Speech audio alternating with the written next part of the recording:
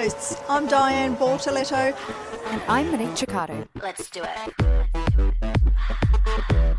Hello, and welcome to And Away We Go F1 podcast. I'm Diane Bortoletto, your pre-Drive to Survive Formula One fan, and today I'm in Perth in Western Australia. And I'm Monique Ciccardo, your post-Drive to Survive fan, and today I am in Stavanger in Norway. I'm so excited to be introducing our second guest on the podcast, a good friend of mine who I've known for, 25 years or so, Jeremy Hart, who is one of the original Formula One journalists when Formula One was growing in popularity. Jeremy and I know each other through the World Rally Championship, but I knew his name when I worked in London in Formula One back in the late 90s. So I was very excited to see his name on the list of journalists coming to Perth for the World Rally Championship. I'm super excited to introduce Jeremy Hart. He now has a Ep8 content creation agency in London. He's got a huge network of journalists and content creators around the world, and they work with the world's biggest brands, mostly in the automotive, motorsport space, but also in tech. Thank you so much for joining us. Oh, it's my pleasure. It's great to see you, and what a great way to start the new year. So I guess, Jeremy, you grew up in Formula One country. Tell us what that was like as a kid, growing up around all the F1 teams. I grew up in Surrey, which is just south of London, and it just happened to be that my dad worked in education, and one of the colleagues he had was sister to Ken Tyrrell. So if you know your Formula One history, Tyrrell was the team that put Jackie Stewart to the World Championship. They famously made a 6-wheel car in the late 70s. Oh, I didn't know that. If you haven't seen that, just have a look online. It's called the Tyrrell P34. Anyway, I think my dad and Ken Tyrrell's sister were talking, and I think he said that his little boy was interested in motorsport. So, hey presto, I used to get to go around, and it was called the Woodyard. So the F1 team was based in a wooden shed in what was a lumber yard, that was the Tyrrell family business. In fact, wow. that shed has now been saved for motorsport history and is now being moved and put in at Goodwood at the racetrack in England. So if you ever go to Goodwood for the revival, they have the original Tyrrell Woodyard. That's where, as a teenager, I used to go hang out and watch them build F1 cars. Wow. So I loved the sport. We went to the 1978 British Grand Prix at Brands Hatch. That was the first ever race. I was barely a teenager then. That was amazing. You had Andretti, you had, some amazing drivers of that era, Lauda, of course. Yeah. And F1 was dangerous then. F1 was really, really dangerous. So I literally just watched the docu-movie, I think it's called One, about the heyday of Formula One and that really, really dangerous period. So you're saying all these names, and yeah, it's all kind of registering with me because I literally just watched it and, watched Andretti racing and it's so cool to see. So to know someone that was kind of around and, saw Formula One in the flesh when they were racing, that's so cool. And it's so important, if you come into Formula One as you have money, post-Drive to Survive, it's like getting into boxing, or it's like getting into cricket, or it's like getting into football and not understanding, if you're a football fan, who Pelé was. Now, Pelé was a great Brazilian footballer from a similar era, and he was the benchmark by which footballers stood. And it's the same, if you look at Max, for instance, his dad, Jos, was an F1 driver. Yeah. He was okay. He wasn't an all-time great, but if you look at the drivers from that era, they are still held in a lot of reverence by the current crop. I was going to say, they all talk about Ayrton Senna being the greatest of all time. If you watch any of the YouTube series that the Formula One crew does, the behind the scenes, and Ayrton is always mentioned. He's like top of mind for every single racing driver at the moment because he's considered one of the all-time greats. And when you compare his number of world championships to, say, Schumacher or even Hamilton, he doesn't have as many world championships, but he's still considered one of the greats. And you can probably shine a light onto why that is better than I can. It's very hard to compare different generations, because if you go way back to to Fangio, who was a racer at the beginning of Formula One in the 50s and the 60s. There's an argument that he was the best, but how Fangio would have done in a modern F1 car against the likes of Max or Lando or, any of those guys, you don't know. You really don't know. But it's really nice to see. I saw that Emerson Fittipaldi, who was a 1972 champion, a 74 champion, was on the grid in Brazil a few weeks ago. People doff their cap as he comes by, and I was lucky enough to have spent quite a lot of time with Emma recently doing a film around a lot of the stars that raced at Lotus. And we had Mario, we had Emerson, we had Jenson Button, we had Damon Hill, because Damon's dad, Graham, was a racer for Lotus. It's an era that they all reckon was probably the best, because the risk was not just would you win or lose. The risk was would you get home that night after the race. Yeah, life or death. Yeah, the risk was life or death. And that's, I suppose, the difference between a Formula One driver that was great and one that made, the ones that were ready to risk everything and put it all on the line. And as Senna said, that if you see a gap and don't go for it, then you're not a racer. As I said to Monique in previous episodes, if, Formula One drivers, there used to be deaths and serious accidents on the regular, and the safety has improved so much in recent times, which is, amazing to see. Ayrton was a lovely guy. Did you meet him? Yeah. Wow. He was kind of a man of two parts. He was a very gentle, very kind human being. But you're right, Di.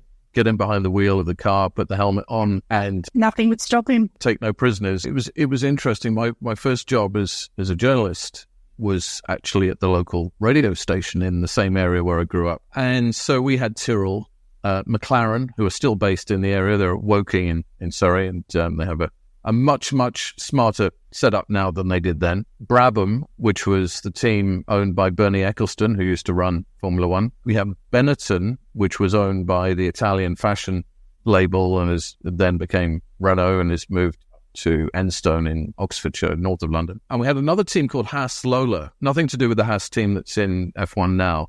It was run by a guy called Carl Haas, who probably most famously was partner with Paul Newman. Paul Newman, if you like your movies, was not only one of the greatest movie stars of that era, he was also a great racer and a race team owner. So all those teams were within my patch. And the sports editor at the radio station, he knew his soccer, he knew his football, he knew his rugby, he knew his cricket, but he didn't know anything about motorsport. So I said, well, I do. And he said, well, you go and do it then. And I don't think he expected me to do anything, but I kind of knocked on my contact at Tyrrell. I said to Ken, would you mind doing an interview, because I'm now at this radio station. He agreed to do it, which was very generous of him. Amazing. And that went well. And I said to him, look, we can't just cover you. We need to cover McLaren, and we need to cover all the Brabham and all the other ones. Any chance of making an introduction to Bernie or to Ron Dennis, who then ran the McLaren team? And Dennis agreed to an interview, and again, that went well. And then he called a few weeks later. He said, I've got Alain Prost. So it was 1984. Wow. They had Alain Prost and Niki Lauda, who had returned to Formula One. So he had his big accident in 76. So post his accident, came back and raced for McLaren. And it was the season where it went to the final race in Estoril in Portugal. I managed to get this great interview with Lauda, and so it went on. And I was very lucky. I was 19 at the time to meet Lauda, Prost, and all these great guys, and that's how I got into F1. That's so crazy, like just the power of connections, right? So you literally got into Formula One because of the Tyrrell connection, and then into Formula One media, again, because of that Tyrrell connection. Yes. But also having done a great job as well. If you'd done a rubbish job, then you wouldn't have been, you... Made a very short career. Exactly. Yes. No, and it was a privilege. I knew how lucky I was. Yeah. It wasn't, and it was slightly surreal. I remember doing these and everything else. And the radio station was part of a UK-wide network. And so a lot of these interviews would then get punted all around the country. So it made the radio station look good that, we had all this all this talent and everything else. But geez, that was a long time ago.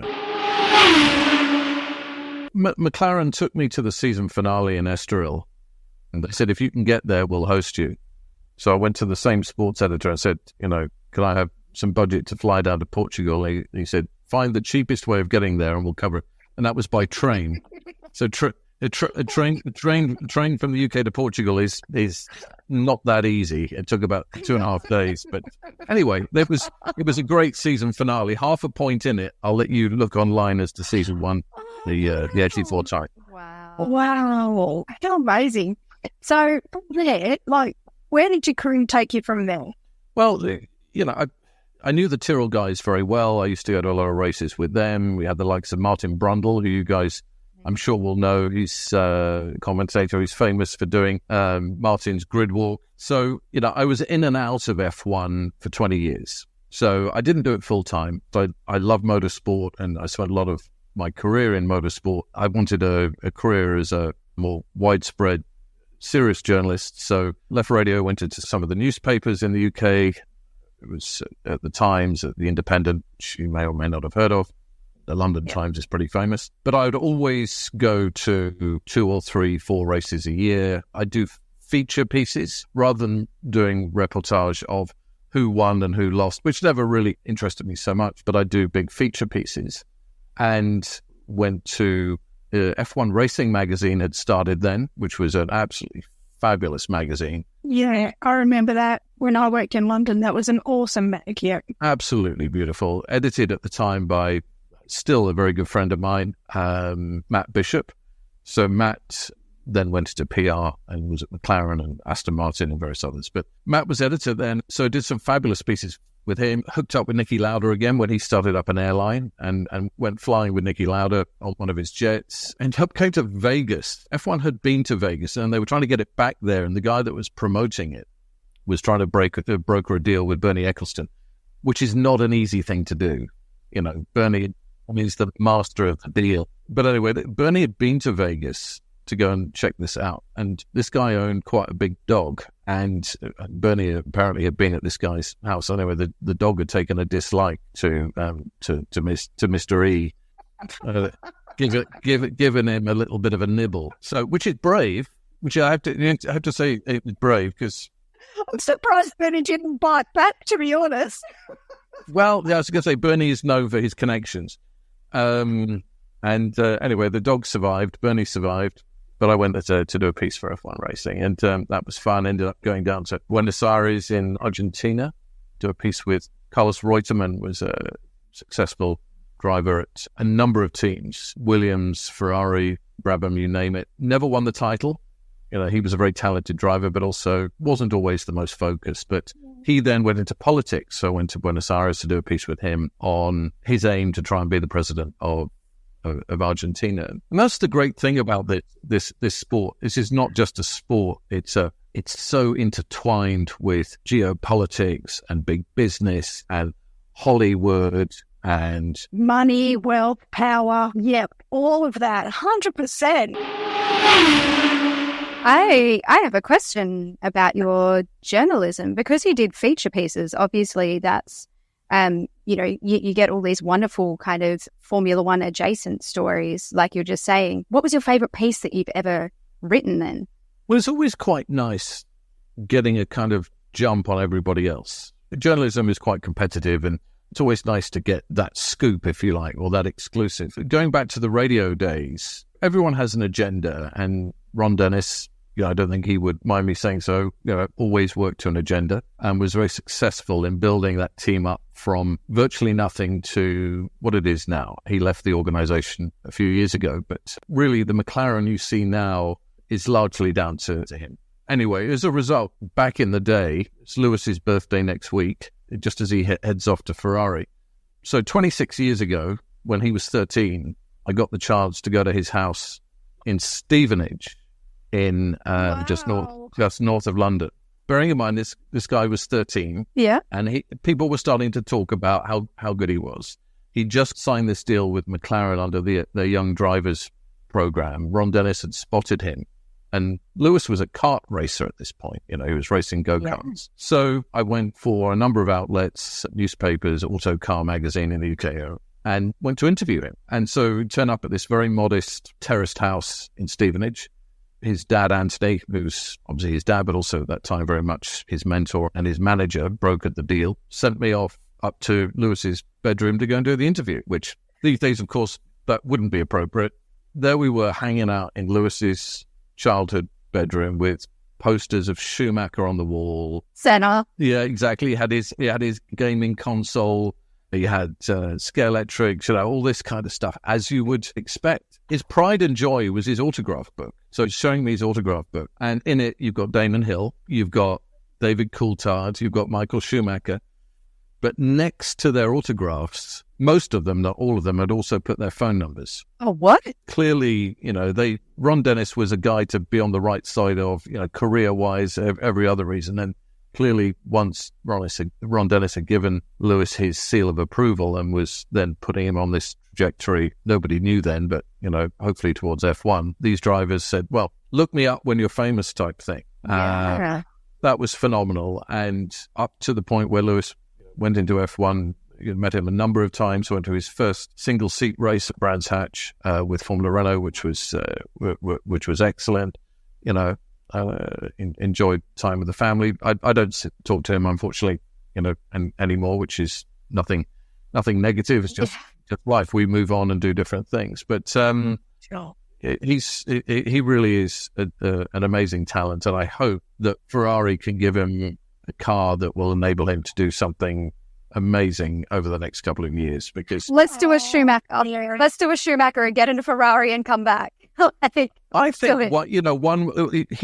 title that was his should have been his. Mm-hmm. Mm-hmm. Yes. That's what he's looking for, to get that back. He just. I don't think it's like multiple titles. I think it's the one title that makes him, as we say, the greatest of all time in terms of numbers. The best of all time, exactly. What's your opinion on Lewis Hamilton's move to Ferrari? I mean, do you think it was like the Schumacher legacy and having Schumacher as his idol growing up? Or do you think it's just Ferrari is the brand that every driver, dreams of driving? So Ferrari every kid draws a red race car when they're thinking about racing. Like, what's your opinion about Lewis moving to Ferrari? It's a gamble. It's definitely a gamble. He's not going to a team that can guarantee him a title. I'd be very surprised if he doesn't get some wins next year, but is that enough? Red Bull have imploded, but still Max has won the title. We'll see where they are next year, because Adrian Newey, of course, has left. He will do amazing things at Aston Martin, but probably not for another couple of years, until the new regs come in 26. So I think Lewis has a window. Is that Ferrari good enough, reliable enough? Also, Charles has been there a long time. He knows the politics, he knows the ins and outs, which is a huge advantage. I hope, but I'm not convinced that it'll give him what he wants. But it's not just because I'm a Brit and he's a Brit. I think we're getting a little bit bored of the same Dutchman. Oh my God, were we not? Oh my God, 2024 was a great season. Max deserves his titles, not all of them though. Yes, there's one that he doesn't deserve. Yeah, but any era of F1 when there's been one driver or one team just dominating every race, it does get a bit boring for us viewers. We want to see seasons like the 2024 season where there were, 7 different multiple race winners, and the championship battle. I mean, the drivers' battle was exciting for a window of the season, and then Max sewed that up. I kind of hope that Lewis, I'd love to see him take an 8th world title wearing red. When he was going for the 8th world title, being a Tifosi, I was not sure if I wanted him to beat Schumacher's record. I liked that Schumacher had that record, but now 100% support behind Lewis. I think he deserves it. And what I love about Lewis Hamilton is what he gives back to the sport. He supports women in racing. He supports diversity in racing. He supports different motorsports as well through Extreme E, as well as he's looking at MotoGP and investing in a team. I read somewhere today that he was looking at investing in KTM. KTM are going cheap because they've been in all sorts of trouble. So he's an astute businessman. It's a good time to be buying into KTM, as I hear. But you know what, Di? I completely agree with you.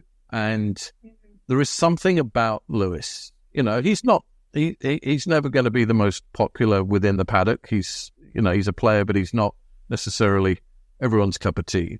But you cannot deny and doubt the attraction and the originality and the star appeal that he brings. You know, as you alluded to, you know, we knew each other best through the World Rally Championship, and that sport is lacking any stars. Yeah. And it's really important, especially for the post Drive to Survive generation. You know, my late stepfather's granddaughter, that's a complicated relationship, but anyway, you know, in terms of connection, but she's 27, and I remember her coming up to me a few years ago going, "He used to work in Formula One." I kind of still do, but not like I used to. And she was so passionate about the sport and the fact that it is a more diverse sport. You know, there is no reason now why a talented female driver cannot make it into the sport. But thank you. But Ron Dennis saw the talent in Lewis Hamilton, regardless of the colour of his skin. Credit to Ron Dennis for bucking the trend or the norm or the stereotype or whatever you want to call it, of supporting someone from a different background to take that trajectory and see where he ends up. And look where he's ended up. One of the best drivers of all time, if not the best driver of all time. What a fabulous story. If it had failed, though, Di, that probably would have closed the door forevermore on that on that route and that. Yeah, you're right. You know, that particular section of society. So whoever the woman is that makes it into Formula One has got to be really special. Yeah. She's got to be a trailblazer. She's got to be up there and really be able to be top. You know, we're not. Yeah, you know, Mick Schumacher comes into the sport, son of Michael. Mm-hmm. It's not worked out, and that quite often happens. You know, would he have made it into F1 without the name? You could argue not. But but would he have done greater things without the name, like without the weight on his shoulders of that name? Like, I mean, yeah, it's a double-edged sword, isn't it? Like, would he have made it in, or if he wasn't Michael Schumacher's son, would he have made it and done better things, like more things than what he achieved because he didn't have the pressure? Who knows? No one knows. Speaking about the female F1 driver thing, I saw something pop up about Max Verstappen basically saying that if they want to be in F1, they've got to race against the best. You know, you can choose to look at that as Max being abrupt Max and him just being like, well, they've got to race against the best. But he's kind of right. I mean, it's fabulous that we had the Formula Academy now and these women get the chance to get in single-seater cars and race. But if they're racing only against women, then how are they ever going to develop themselves enough to race against the guys? It's really hard to work out whether it needs to be an even playing field from the get-go or we need to give women this leg up, because both come with their positives and negatives, right? So I think it will happen. I feel like it will happen. Like, once the Formula One Academy has reached a certain spot, once there's, I don't know, perhaps enough development, I think. You've got to be in it to win it. And I think, exactly.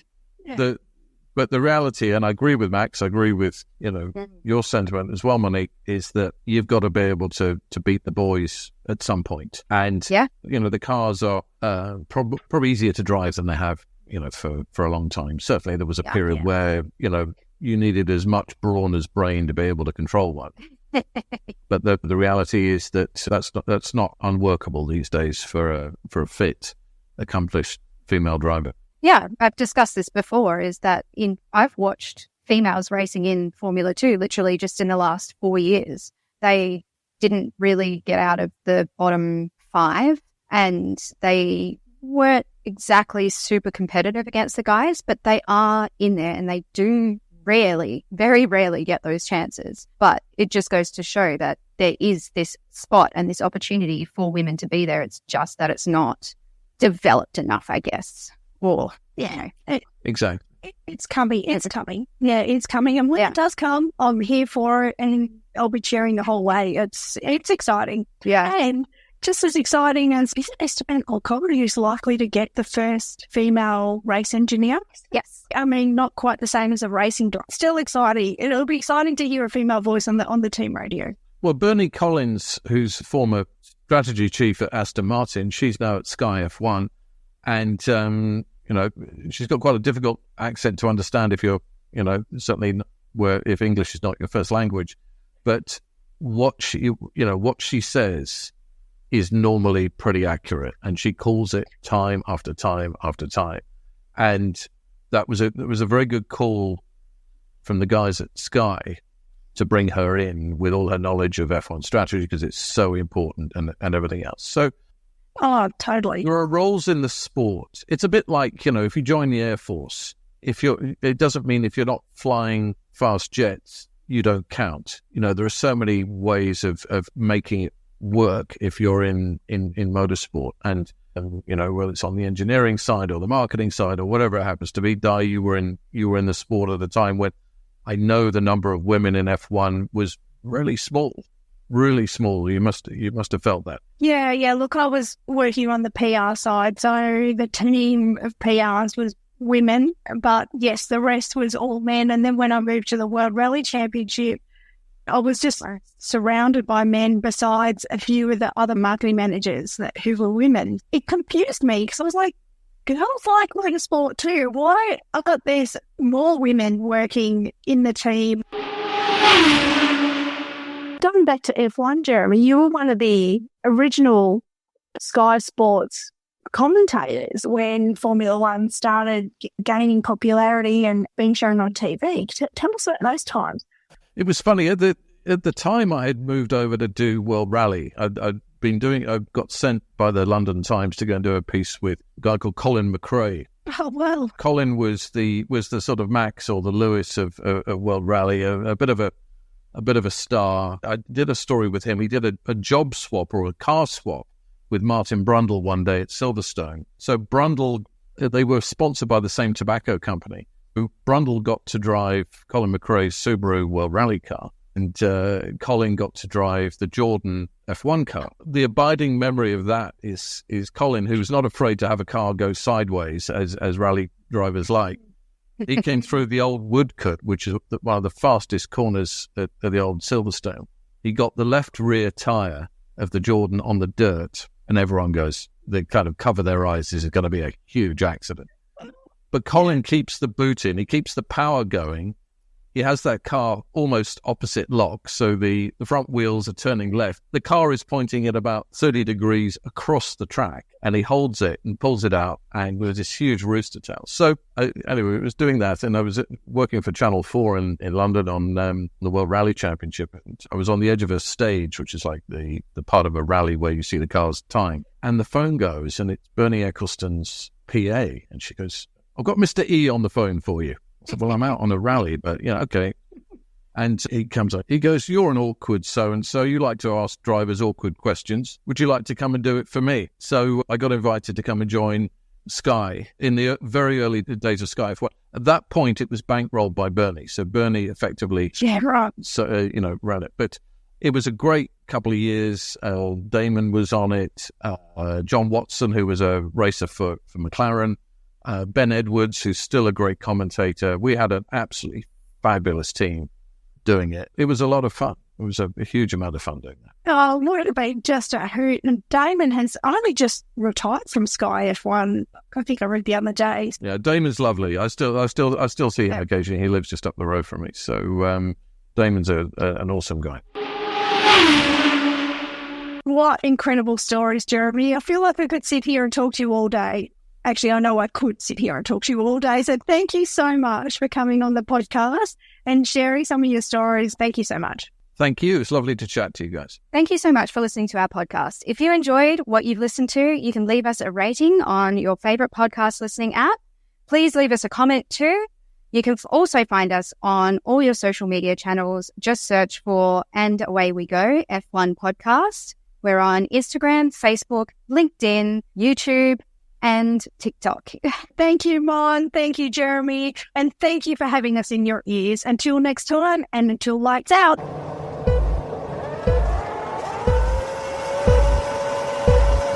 It's lights out and away we go. And Away We Go podcast is produced by Diane Bortoletto and Monique Ciccato. Let's do it.